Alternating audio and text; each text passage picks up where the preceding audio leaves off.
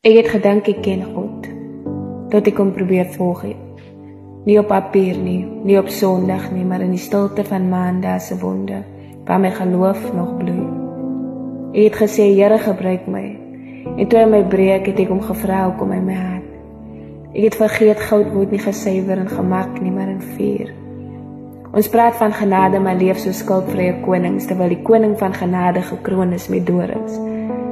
Ons sing, Here, laat U wil geskied, maar fluister in dieselfde asem, net solank dit my nie seer maak nie. Ons bid vir seën, maar ons hart loop weg van die kruis. Ons wil sy stem hoor, maar ignoreer sy woord, want dit sny te diep en dit wys te veel en dit vra vir dood, die dood van die self. En miskien is dit die deel wat die hemel stil raak, want ons het sy liefde vertaal vir gemak.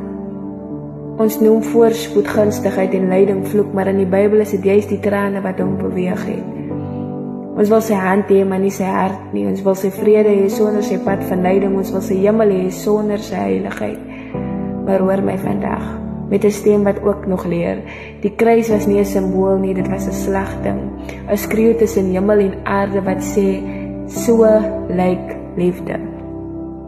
Van die evangelie is nie mooi nie, dis brutaal eerlik.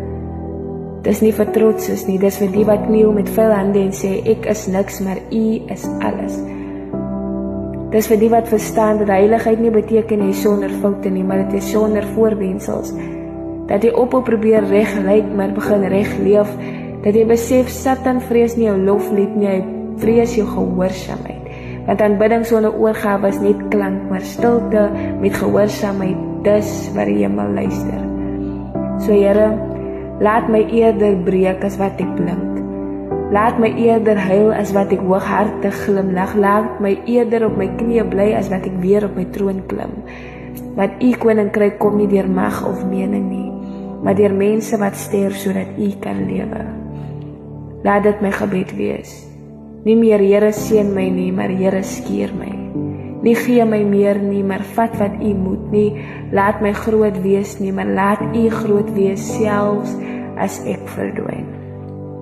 Want eendag, wanneer die hemel praat, sal net een stem tel. Nie die skare se nie, nie myne nie, maar die een wat sê, wel gedaan, getroue dienaar. En dis genoeg.